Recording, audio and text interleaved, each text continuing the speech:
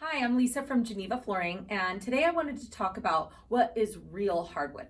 So people often ask for real wood, and I think usually they're talking about solid hardwood, which just means that it's sliced solid from the tree, still can be coated and goes in like individual planks. But most of what we have in Southern California is engineered hardwood. And that's because it's going over our concrete subfloors. It doesn't need to be acclimated. It can be installed just 24 hours after being delivered to the job site.